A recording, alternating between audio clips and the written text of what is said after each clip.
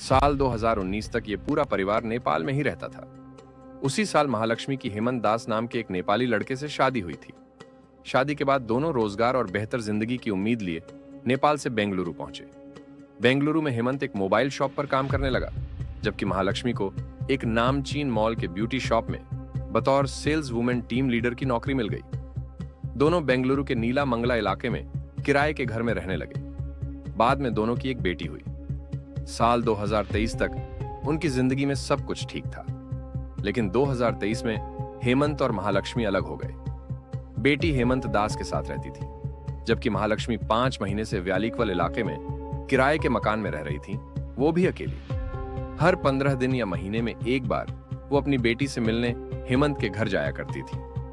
हेमंत और महालक्ष्मी के बीच दूरी की वजह थी लव ट्रायंगल। हेमंत को शक था कि उत्तराखंड के रहने वाले एक हेयर ड्रेसर अशरफ और महालक्ष्मी के बीच अफेयर चल रहा है। इसी बात को लेकर हेमंत और महालक्ष्मी के बीच काफी झगड़ा होता था। इसी झगड़े की वजह से करीब 9 महीने पहले महालक्ष्मी अपने पति हेमंत से अलग रहने लगी थी। कुछ महीने मां और छोटी बहन के साथ रही और फिर 5 महीने पहले किराए के घर में शिफ्ट हो गई थी। पड़ोसियों के मुताबिक महालक्ष्मी आस पड़ोस में ज्यादा लोगों से घुली मिली नहीं थी। वो किसी से बात भी नहीं करती थी। रोजाना सुबह 9:30 बजे काम पर चली जाती और रात 10:30 के बाद घर लौट कर आती थी। पड़ोसियों ने कई बार एक अजनबी शख्स को महालक्ष्मी को घर से पिक और ड्रॉप करते जरूर देखा था, लेकिन वो शख्स कौन था कोई नहीं जानता। इसी बीच 20 सितंबर को कुछ पड़ोसियों ने बिल्डिंग के मालिक को शिकायत करते हुए बताया कि बंद पड़े महालक्ष्मी के घर के अंदर से अजीब सी बदबू आ रही है। रेंट एग्रीमेंट के वक्त इमरजेंसी कॉन्टैक्ट के तौर पर महालक्ष्मी ने बेंगलुरु में ही रहने वाली अपनी मां और बहन का पता और फोन नंबर दिया था। मकान मालिक ने महालक्ष्मी की मां को फोन किया और उन्हें महालक्ष्मी के घर से आ रही बदबू के बारे में जानकारी दी। बीते 19 दिनों से वैसे ही महालक्ष्मी से मां की बात नहीं हुई थी। मकान मालिक की बात सुनकर वो घबरा गई। महालक्ष्मी के घर की एक चाबी मां के पास रहती थी। वो फौरन चाबी लेकर अपनी दूसरी बेटी के साथ महालक्ष्मी के साथ घर पहुंची। मकान मालिक और पड़ोसियों की मौजूदगी में घर का दरवाजा खोला गया, लेकिन दरवाजा खुलते ही अंदर से इतनी तेज बदबू आई कि सभी पीछे हट गए। कुछ देर बाद हिम्मत कर फिर से वो अंदर गए। फर्श पर हर तरफ खून के निशान थे। मांस के छोटे छोटे लोथड़े यहां वहां पड़े थे और खून की एक सूखी हुई लकीर कमरे में रखे फ्रिज तक जा रही थी। जैसे ही फ्रिज का दरवाजा खुला, एक चीख के साथ सभी लोग उल्टे पैर कमरे से बाहर की तरफ भागे। उस एक पल में उन्होंने जो कुछ फ्रिज के अंदर देखा वो दहलाने वाला था। मकान मालिक सब कुछ समझ चुका था। उसने फौरन पुलिस को फोन किया। आनन फानन में पुलिस भी मौके पर पहुंची। अब पुलिस कमरे में दाखिल हुई, लेकिन बदबू इतनी तेज थी कि उनसे रुका नहीं गया। पुलिस टीम भी बाहर निकल आई। फिर डबल मास्क मंगाया गया। डबल मास्क पहनकर फिर से पुलिस कमरे में गई। फ्रिज का दरवाजा खुला था।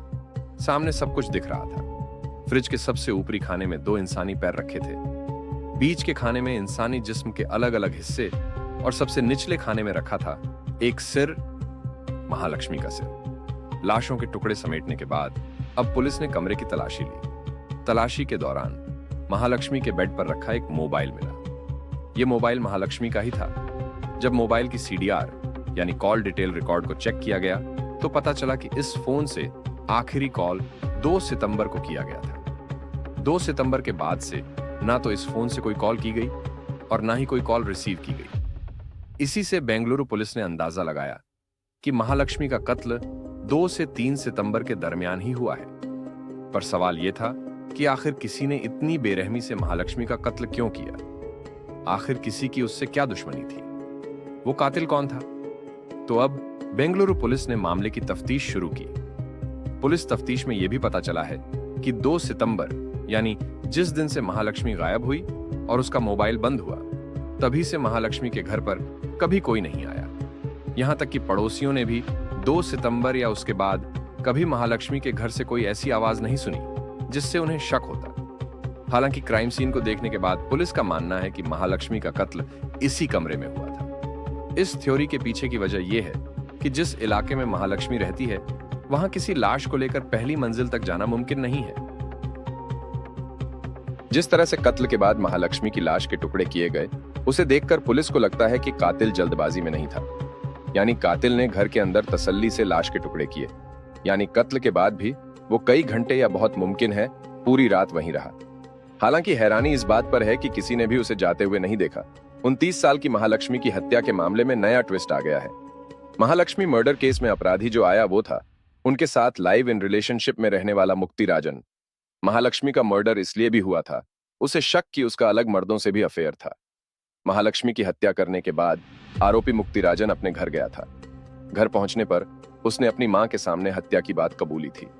उसने अपनी मां को बताया था कि उसने महालक्ष्मी की हत्या क्यों की थी। बता दें कि आरोपी मुक्तिराजन ने अपनी मां को सच्चाई बताने के बाद आत्महत्या कर ली थी। उसका शव ओडिशा के भद्रक जिले के भूइमपुर गांव के पास मिला था। मुक्तिराजन की मां ने बताया कि मंगलवार रात करीब 10 बजे मुक्तिराजन घर आया था। वह बहुत परेशान लग रहा था। उसने मुझसे कहा कि उसने एक गलती की है। जब मैंने उससे पूछा तो उसने बताया कि बेंगलुरु में उसने एक महिला की हत्या कर दी है। मां ने बताया कि जब उसने मुक्तिराजन से हत्या का कारण पूछा तो उसने बताया कि महालक्ष्मी ने उसके पैसे और एक सोने की चेन ले ली थी। आरोपी की मां दावा किया कि पीड़िता की शिकायत पर कर्नाटक पुलिस पहले भी मुक्तिराजन को उठा ले गई थी, लेकिन 1000 रुपये देकर वह छूट गया था। मुक्तिराजन की मां ने आगे बताया कि वारदात से कुछ दिन पहले पीड़िता के कहने पर कुछ युवकों ने उसे धमकी दी थी। इसके बाद वह महिला के घर गया था जहां दोनों में हाथापाई हुई थी। मुक्तिराजन ने बताया कि उसने महिला का गला घोंटकर मार डाला। मां ने बताया कि मुक्तिराजन ने शव के टुकड़े करने के बारे में कुछ नहीं बताया था। घटना के बारे में बताने के बाद मैं हैरान रह गई। इसके बाद वह सो गया। करीब 4 बजे उसने कहा कि वह जा रहा है क्योंकि वह नहीं चाहता कि पुलिस जांच का असर परिवार पर पड़े। उसने एक गिलास पानी पिया और चला गया। घर आने से पहले आरोपी अपने छोटे भाई के कमरे में भी गया था, जो बरहमपुर में पढ़ाई कर रहा है। इस बीच बेंगलुरु पुलिस ने भद्रक जिले के धुसुरी पुलिस स्टेशन का दौरा किया और उनसे दस्तावेज एकत्र किए। पुलिस सूत्रों ने बताया कि कथित तौर पर 3 पन्नों के सुसाइड नोट में आरोपी ने लिखा है कि पैसे के लिए उसका शोषण किया जा रहा था और महिला के दूसरे पुरुष से संबंध थे। मुक्तिराजन ने महालक्ष्मी की हत्या कर दी और शव के इतने टुकड़े किए गए। तो दोस्तों, हमारे चैनल को सब्सक्राइब कर लीजिए और कमेंट करके बताइए ये गलती महालक्ष्मी की थी या लव जिहाद का ट्रायंगल था।